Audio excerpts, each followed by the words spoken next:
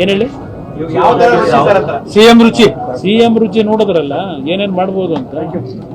ಅಲ್ಲಿ ಹೋದ ಮೇಲೆ ಯಾವ ತರ ನಡ್ಕೊಂಡ್ ಬಂದಿದೆ ನಿಮಗೆ ಗೊತ್ತಿದೆ.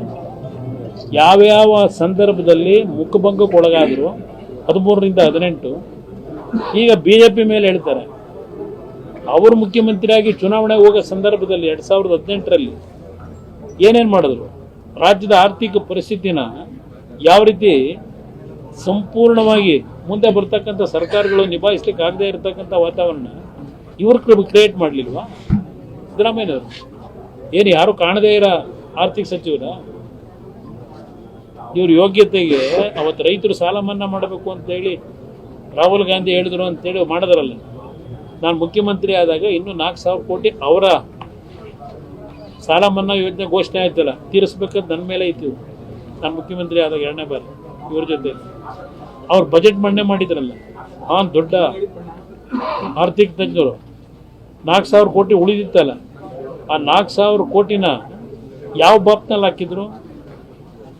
ಕ್ಯಾಪಿಟಲ್ ಎಕ್ಸ್ಪೆಂಡಿಚರಲ್ಲಿ ಹಾಕಿದ್ರು, ರೆವಿನ್ಯೂ ಎಕ್ಸ್ಪೆಂಡಿಚರಲ್ಲಿ ಹಾಕಿದ್ರು? ಸ್ವಲ್ಪ ಒಂದ್ಸಲ ಆಗಿದ್ದಂಥ ಅಧಿಕಾರಿಗಳನ್ನ ಕೇಳಿ ಏನು ಮಾಡಿದ್ರು ಅಂತ ಈ ಆರ್ಥಿಕ ಸಚಿವರು ಸೆಟರೇಟ್ ಮಾಡಬೇಕಾದ್ ನಾನು ಮಾಡಬೇಕಾಗಿ ಬಂತದ್ದು. ಈಗ ಕಾಂಗ್ರೆಸ್ನವರು ಇದನ್ನೇ ಒಂದು ರಾಜಕೀಯ ಬಳಕೆ ಮಾಡ್ತಾ ಇದ್ದಾರೆ. ಇವರಿದ್ದಿದ್ರೆ ಏನ್ ಮಾಡೋರು? ಅಟ್ಲೀಸ್ಟು ಕೇಂದ್ರ ಸರ್ಕಾರ ಈ ಒಂದು ಕೆಟ್ಟ ಪರಿಸ್ಥಿತಿನಲ್ಲಿ ಎಷ್ಟರ ಮಟ್ಟಿಗೆ ಜನತೆಗೆ ಅನುಕೂಲ ಮಾಡಬೇಕು ಅಂತಕ್ಕಂಥ ದೃಷ್ಟಿಯಿಂದ ಎಲ್ಲ ರೀತಿಯಲ್ಲೂ ಕ್ರಮ ತೆಗೆದುಕೊಳ್ಳಿ ಪ್ರಯತ್ನ ಪಡ್ತಾ ಇದ್ದಾರೆ.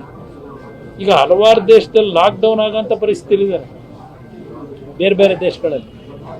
ಆದರೆ ಅಟ್ಲೀಸ್ಟ್ ಇಲ್ಲಿ ಒಂದು ಒಳ್ಳೆಯ ಉತ್ತಮವಾದಂಥ ಬಾಂಧವ್ಯದಿಂದ ಇವತ್ತು ಇಂಥ ಒಂದು ಕೆಟ್ಟ ಪರಿಸ್ಥಿತಿನಲ್ಲಿ ಜನರ ಸಮಸ್ಯೆಗಳಿಗೆ ಸ್ಪಂದಿಸಬೇಕು ಅಂತೇಳಿ ಪ್ರಾಮಾಣಿಕವಾಗಿ ಸ್ಪಂದಿಸ್ತಾ ಇದ್ದಾರೆ. ಇವರು ಅದನ್ನ ದೊಡ್ಡದಾಗಿ ಇವರ ಭಾಷಣಗಳಿದೆಯಲ್ಲ, ಇವರೇನು ಮಾಡ್ತಾವ್ರೆ, ನೀವೇನು ಮಾಡಿದ್ದೀರಿ? ಕರುನಾಡು ಟೈಮ್ಸ್ ಚಾನೆಲ್ನಲ್ಲಿ ಸುದ್ದಿ ಮತ್ತು ಜಾಹೀರಾತು ನೀಡಲು ಈ ನಂಬರ್ಗೆ ಕರೆ ಮಾಡಿ.